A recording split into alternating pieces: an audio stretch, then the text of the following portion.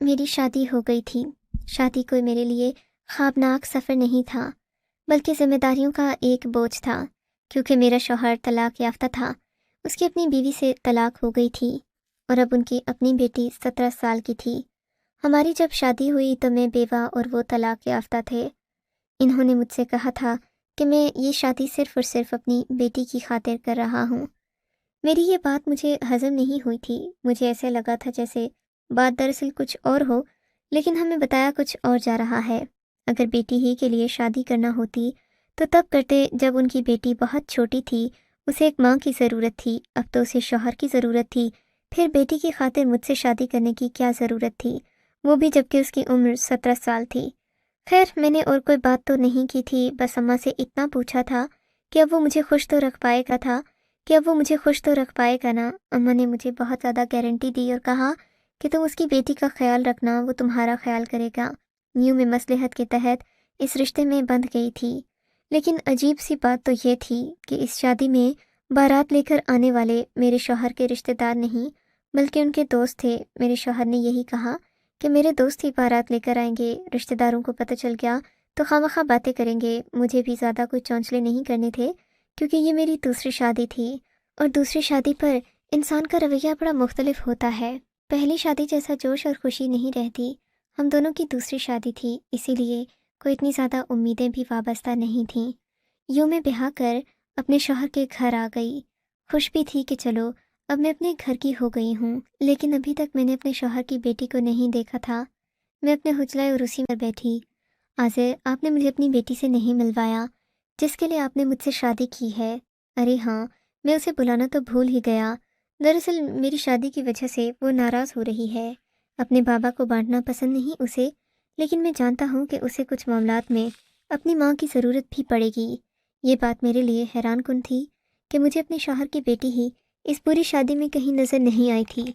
خیر، تھوڑی دیر کے بعد ایک لڑکی نقاب میں لپٹی میرے کمرے میں داخل ہوئی تھی۔ میں حیران ہو گئی۔ ارے، تم نے نقاب کیوں کر رکھا ہے بیٹی؟ میں نے اسے بیٹی کہنے کی کوشش کی، لیکن وہ ہنس پڑی۔ میں آپ سے زیادہ چھوٹی نہیں ہوں، یہی کوئی 7-8 سال عمر میں چھوٹی ہوں گی۔ آپ خواہ ابا کو خوش کرنے کے لیے مجھے بیٹی مت کہیں۔ اس نے یہ بات کہی تو میں نے بھی اپنی نظریں جھکا لی تھیں۔ واقعی وہ مجھ سے زیادہ عمر میں چھوٹی نہیں تھی، صرف 8-10 سال کا فرق ہوگا۔ خیر، اس نے مجھ سے زیادہ بات نہیں کی، اپنے چہرے کو نقاب میں چھپائے رکھا۔ اس کی یہ حرکت دیکھ کر مجھے بات سمجھ نہیں آئی تھی۔ میں نے اپنے شوہر سے کچھ نہیں پوچھا۔ میں شادی کی اس لمحے کو اس طرح کی فضول باتوں میں ضائع نہیں کرنا چاہتی تھی، لیکن اگلے دن ایک اور واقعہ ہو گیا۔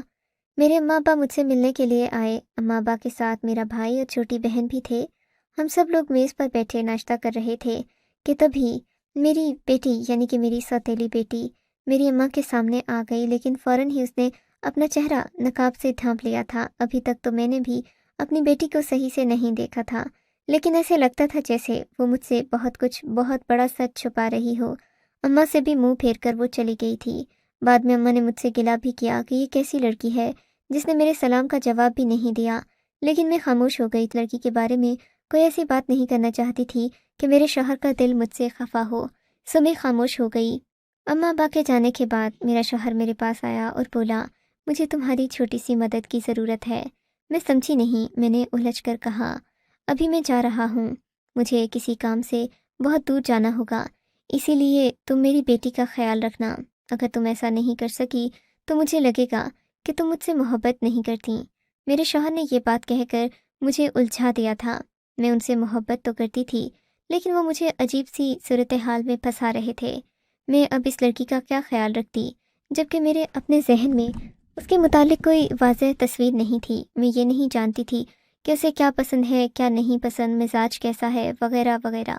یہ سب تو اس کی ماں کو پتہ ہوگا، لیکن میرے شوہر نے یہ ذمہ داری میرے سر پر ڈال دی تھی، سو میں نے حامی بھر لی۔ اگلے دن میرا شوہر گھر سے چلا گیا۔ اب میں اپنی سوتیلی بیٹی کے ساتھ اکیلی رہ گئی تھی۔ تھوڑی دیر کے بعد گھر کے موبائل کی گھنٹی بجی۔ میں نے فون اٹھایا، میرے شوہر کی کال تھی۔ کہنے لگے کہ میری بیٹی کا خیال رکھنا، اور ہاں، اسے کمرے میں اکیلا مت چھوڑنا۔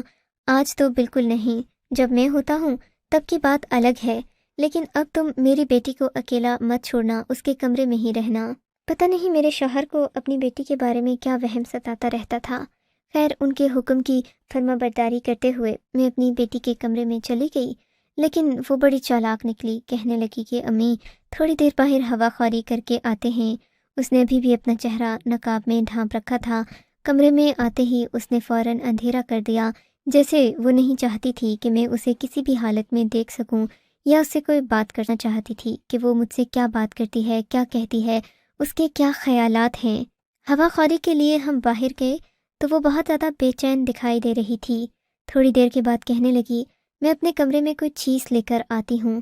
یہ کہہ کر محترمہ اپنے کمرے میں چلی گئی اور میں تو اس کا راستہ دیکھتی رہ گئی۔ اس کے بعد وہ باہر نہیں آئی، مجبوراً مجھے ہی اندر جانا پڑا۔ ہم تو ہوا خوری کے لیے آئے تھے، لیکن محترمہ اندر کمرے میں جا چکی تھیں۔ میں نے سوچا کہ میں اس کا پیچھا کروں، پھر یہ بات غیر اخلاقی بھی لگی۔ تھوڑی دیر کے بعد میں بھی اندر آ گئی۔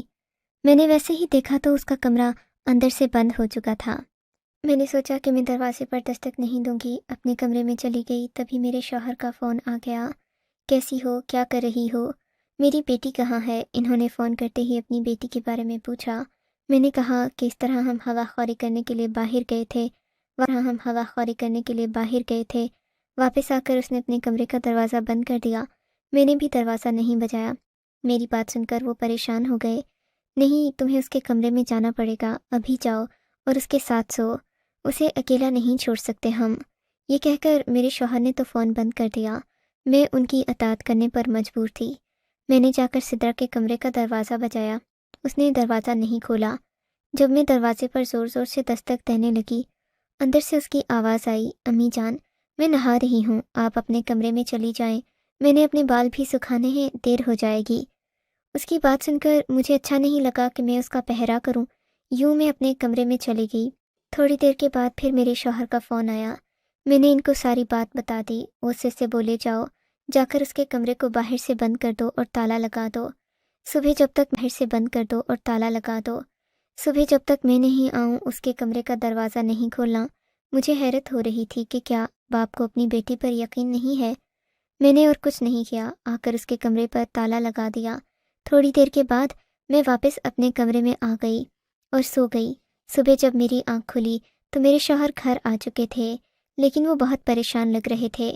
کہنے لگے کہ میں سدرا کی وجہ سے پریشان ہوں۔ میں نے پوچھا کیوں؟ بولے کہ وہ اکثر اکیلی رہتی ہے، مجھے اس کا اکیلے رہنا پسند نہیں۔ میں نے کہا کہ میں اپنے میکے والوں سے ملنا چاہتی ہوں۔ بات آئی گئی ہو گئی اور یوں سدرا بھی اپنے کمرے میں ہی بیٹھی رہ گئی۔ لیکن جب اس بار میں اس کے کمرے میں گئی تو وہ مجھے نفرت بھری نگاہوں سے دیکھ رہی تھی۔ مجھ سے کہنے لگی کہ امی میں نے تو آپ کو اپنی سگی ماں جیسا سمجھا تھا، لیکن آپ نے میرے ساتھ اچھا نہیں کیا۔ آپ نے ابو کو تمہارے باپ کو تمہارے بارے میں کچھ بھی نہیں کہا، تم خواہ مجھ پر شک کر رہی ہو۔ بولی کہ میں شک نہیں کر رہی، آپ مجھے سچ سچ بتا دیں۔ میں نے خاموشی اختیار کر لی۔ تھوڑی دیر کے بعد میرے میکے والوں نے آنا تھا۔ میں اپنی بیٹی سدرا سے کوئی بحث نہیں کرنا چاہتی تھی۔ کافی دیر گزر گئی تھی۔ میں اپنے گھر والوں کے لیے تیاری کر رہی تھی، کھانا بھی اچھا پکایا تھا۔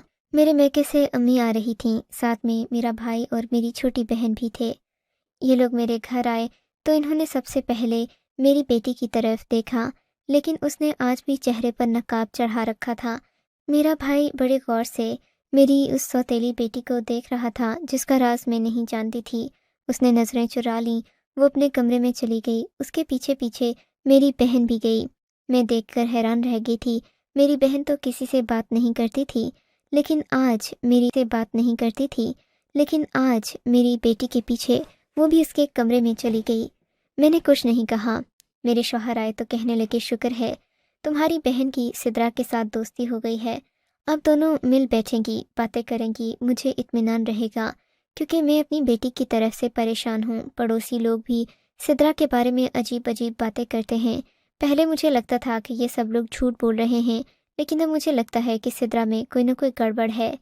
میں اپنے شوہر کو پریشان دیکھ کر خود بھی پریشان تھی، اس لیے میں نے اپنے اماں ابا سے بات کی کہ آپ سدرا کے ساتھ میری بہن کو رہنے دے دیں، میں اپنی بہن کا داخلہ اسکول میں کروا دوں گی، یوں میری بہن کو بھی ہم جولی مل جائے گی۔ گھر کے حالات ویسے بھی ایسے نہیں تھے کہ گھر میں زیادہ لوگوں کا بوجھ برداشت کیا جا سکے۔ میرے شوہر نے کہا تھا وہ میری بہن کو بھی پڑھا لیں گے، اسی لیے میں خوش ہو گئی، من گئی تھی۔ میری بہن بھی سدرا کی طرح بہت شریف تھی، لیکن اب گھر کا ماحول عجیب سا ہونے لگا تھا۔ میری بہن سدرا کے کمرے میں ہی بند رہتی تھی، دونوں اکثر باتیں کرتی رہتی پر مجھے ان کی کسی بات کی کوئی خاص سمجھ نہیں آتی تھی۔ وہ کبھی اشاروں میں باتیں کرتی تو کبھی باہر چلی جاتی۔ میں جب اپنی بہن کے کمرے میں جاتی، سترہ اکثر وہیں بیٹھی ہوتی، لیکن دونوں میرے جاتے ہی چپ ہو جاتی تھیں۔ میں اب نوٹ کر رہی تھی کہ میری اماں بھی خوش رہنے لگی تھیں، انہیں بھی کسی بات سے کوئی گلہ نہیں تھا۔ ایک دن میری بہن نازیہ کہنے لگی کہ آپا، آج ہم تھوڑی دیر کے لیے اماں سے ملنے چلتے ہیں، اور ویسے بھی مجھے ان کی یاد آ رہی ہے۔ میں نے کہا کہ کیوں نہیں، ہم ضرور چلیں گے۔ کہنے لگی پہلے بازار چل کر اماں کے لیے کوئی تحفہ لیتے ہیں۔ میرے پاس پیسے نہیں تھے، اس نے کہا اس کے پاس ہیں۔ میں تو یہی سمجھی کہ کوئی 1500 روپے کی چیز لے گی، لیکن بازار جا کر اس نے 5,000 کے نوٹوں کی گڈیاں نکالی تو میری آنکھیں پھٹی کی پھٹی رہ گئیں۔ سوچ نہیں سکتی تھی کہ میری بہن کے پاس اتنے سارے نوٹ آ جائیں گے۔ ایسا کیسے ہو گیا تھا؟ ایک دم اس کے پاس اتنے پیسے آ گئے۔ کہاں سے لائے تم نے یہ پیسے؟ میں نے اسے جھنجھوڑا۔ کیا ہو گیا ہے آپا؟ میں اپنی مرضی سے پیسے کماتی ہوں، کیا میرا کوئی آمدن کا ذریعہ نہیں ہو سکتا؟ اس کو اس طرح دیکھ کر میں چپ ہو گئی۔ بازار میں کوئی بحث کرنا نہیں چاہتی تھی، سو ہم لوگ گھر آ گئے۔ گھر آ کر اس نے اماں کو سارے تحفے دے دیے۔ اماں نے بھی خوشی خوشی لیے اور اس سے کوئی بات نہیں پوچھی کہ تو نے یہ پیسے کہاں سے لائے۔ لیکن میرا پارا چڑھ چکا تھا۔ میں نے سوچ لیا تھا کہ میں اپنی بہن کا پردہ چاک کر کے رہوں گی، کیونکہ فی الحال میں سدرا کو تو کچھ نہیں کہہ سکتی تھی، کیونکہ وہ ایک پرائی عورت کی بیٹی تھی۔ لیکن نازیہ تو میری اپنی بہن تھی، میرا اس پر حق تھا۔ میں اس سے کیا ہوا جس نے میرا ذہن ہی پلٹ کر رکھ دیا۔ میں اس کے کمرے میں گئی تو کہنے لگی کہ آپی، میں آپ کو 50,000 روپے دوں گی، لیکن آپ مجھ سے کوئی سوال نہیں کرنا۔ میرے ذہن میں بہت سارے سوال تھے کہ تم نے یہ پیسے کہاں سے لائے، کیسے آئے تمہارے پاس، اور کتنے پیسے ہیں، اور کیا تم نے کوئی غلط کام تو نہیں کیا۔ لیکن اس نے مجھ سے قسم لی کہ میں اسے 50,000 روپے لے کر معاف کر دوں اور اس بات کی کوئی وجہ نہ پوچھوں۔ اب مجھے پیسوں کی بھی سخت ضرورت تھی۔ میں نے سوچ لیا کہ چلو میں اس سے پیسے لے کر اپنے پاس رکھ لیتی ہوں، لیکن میں یہ بات سدرا سے لازمی پوچھوں گی، کیونکہ میں نے اپنی بہن سے یہ بات نہ پوچھنے کی قسم کھائی ہے۔ سدرا سے تو پوچھ ہی سکتی ہوں۔ میں نے اس سے وہ پیسے لے لیے تھے۔ اب میرے دل میں مختلف باتیں تھیں کہ میں اپنی بیٹی کو رنگے ہاتھوں کیسے پکڑوں، کیونکہ جب سے نازیہ سدرا کے ساتھ رہنے لگی تھی تب سے ہی اس کے رنگ ڈنگ بدلے تھے، اور تب سے ہی وہ اپنے کاموں میں بہت زیادہ مصروف ہو گئی تھی۔ اس کے پاس پیسہ بھی آ گیا تھا۔ میں نے یہ بات اپنی اماں کو بھی بتائی، پر اماں نے اس پر کوئی خاص توجہ نہیں دی۔ کہنے لگیں کہ بیٹی، مجھے اپنی بچے پر پورا بھروسہ ہے، تم خواہ کا شک کرتی ہو۔ میں بھی چپ ہو گئی تھی، لیکن سدرا کے معاملے میں غافل نہیں ہو سکتی تھی۔ وہ میرے شوہر کی بیٹی اور میری ذمہ داری تھی، انہوں نے اسے میرے سپرد کیا تھا۔ اب میں کیسے کہہ سکتی تھی کہ میں اس کی ذمہ دار نہیں ہوں، جبکہ میرے شوہر نے مجھ پر اندھا بھروسہ کیا تھا۔ اس دن آ کر میں نے سوچ لیا تھا کہ اب میں اپنی بیٹی کو واقعی میں اکیلا نہیں چھوڑوں گی، نہ ہی نازیہ کو اس کے ساتھ رہنے کے لیے کوئی موقع فراہم کروں گی۔ میں نے گھر آتے ہی نازیہ سے کہا کہ تم اپنے پیپر کی تیاری کرو، ایسا نہ ہو کہ فیل ہو جاؤ۔ اور اماں لیکن بہت بے چین تھی، بار بار سدرا کے کمرے کی طرف دیکھتی۔ رات ہوئی تو سدرا بھی اپنے کمرے کا دروازہ بند کرنے لگی۔ میں نے کہا کہ آج میں تمہیں دروازہ بند کرنے کی اجازت نہیں دوں گی، مجھے میرے شوہر نے کہا ہے کہ میں تمہارے کمرے میں تمہارے ساتھ ہی سوؤں۔ اوہو امی، کیا ہو گیا ہے آپ کو؟ میں کوئی چھوٹی بچی نہیں ہوں کہ آپ میرے کمرے میں میرے ساتھ سوئیں۔ آپ کو سردی لگ رہی ہے تو آپ میرے کمرے سے رضائیاں لے جائیں، لیکن یہ چونچلے میں نہیں برداشت کر سکتی۔ مجھے بچپن سے ہی کسی کے ساتھ سونے کی عادت نہیں ہے، اور پھر آپ میری اصل ماں نہیں ہیں تو بننے کی کوشش بھی مت کریں۔ اگر اپنی بہن کو بھیجنا ہے تو اسے بھیج دیں، میں اس کے ساتھ سو جاؤں گی۔ میں تو سدرا کی زبان دیکھ کر حیران رہ گئی۔ میں نے اس سے کوئی بحث کرنا مناسب نہیں سمجھی، لیکن آج میں اس کا ڈرامہ پکڑنے جا رہی تھی۔ وہ مجھ سے کہہ رہی تھی کہ میں ٹھنڈے پانی سے نہاتی ہوں، پھر میں اپنے بال سکھاتی ہوں کیونکہ مجھے فیشن کرنے کی بہت عادت ہے۔ میں کبھی بھی نہیں چاہتی کہ میں گندی میلی رہوں، اسی لیے میں روز ٹھنڈے پانی سے نہاتی ہوں۔ اور آپ کیا میرے کمرے میں تانگ چھانک کرتی رہتی ہیں؟ مجھے اچھا نہیں لگتا کہ جب میں غسل خانے میں ہوتی ہوں تو کوئی کمرے میں بیٹھا ہو۔ میں اس کی بات تو سمجھ گئی تھی، لیکن یہ بھی جانتی تھی کہ جو وہ کہہ رہی ہے وہ بالکل بھی سچ نہیں ہے، اور پھر کمرے میں کسی کو آنے نہیں دیتی تھی۔ اس دن میں نے سوچ لیا کہ میں اپنے موبائل کا کیمرہ سدرا کے کمرے میں لگا دوں گی۔ میں نے پھر اپنی بہن نازیہ کو بھی منع نہیں کیا۔ میں نے کہا اگر تم نے جانا ہے، اس کے ساتھ کھیل کود کرنی ہے تو کر لو، तुम भी कमरे में चली जाओ। अब मैं समझ गई थी कि अगर मुझे दोनों के करतूत जानने हैं तो कमरे में कैमरा लगाना होगा। फिर मैंने ऐसा ही किया। मैंने कैमरे को खुफिया तरीके से कमरे में ही सेट कर दिया। काफ़ी देर गुजर गई, कुछ भी नहीं हुआ। रात भर कैमरा पता नहीं चला। सुबह आकर मैंने सफाई करते हुए अपना मोबाइल चुपके से उठा लिया। थोड़ी देर के बाद जब सब लोग घर से चले गए तो कैमरे में मौजूद रिकॉर्डिंग मैंने चेक की, और फिर जो मैंने देखा, मेरे तो होश ही उड़ गए। शुक्र है कि मेरी बहन इस सब में मुलव्विस नहीं थी। वो सिर्फ और सिर्फ सिद्रा की मदद कर रही थी। पर सिद्रा जोशो खरोश से अपने बाप का नाम बदनाम करने में लगी हुई थी। मैं सोच भी नहीं सकती थी कि सिद्रा ऐसी निकलेगी। मैंने ये सारी हकीकत अपने शौहर को बताने का फ़ैसला किया। जैसे ही रात को वो घर आए, मैंने उन्हें सारी हकीकत बताई तो कहने लगे, खुदा की कसम, अगर ये झूठ हुआ तो मैं तुम्हें तलाक दे दूँगा। मैं नहीं सोच सकती थी कि मेरा शौहर इतने सख्त मिजाज का निकलेगा। मेरे पास अपनी बात साबित करने का कोई तरीका भी नहीं था, क्योंकि जब मैंने अपना मोबाइल खोला तो उसमें वो वीडियो मौजूद नहीं थी। शायद ये बात सिद्रा को पता चल चुकी ने उसकी वीडियो बनाने की कोशिश की है, तभी उसने मौका पाते ही मेरे मोबाइल से वो वीडियो डिलीट कर दी थी। लेकिन मेरा जहन बुरी तरह उलझा हुआ था। मैं अपने शौहर के सामने झूठी पड़ गई थी, क्योंकि जो कुछ मैंने रिकॉर्ड किया था मेरे पास उसका कोई सबूत नहीं था। मेरे शौहर ने मुझसे बहुत बुरा भला कहा।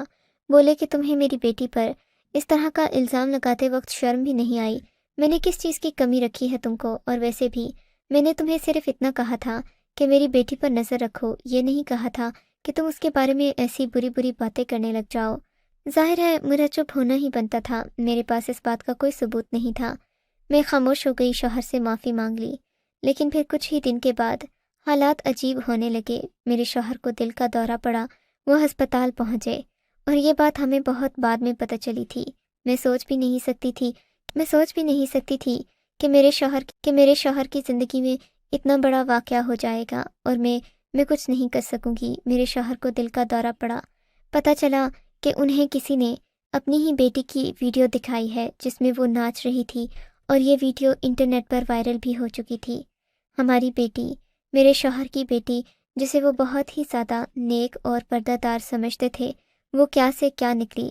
उसने अपने बाप के नाम की ज़रा लाज नहीं रखी।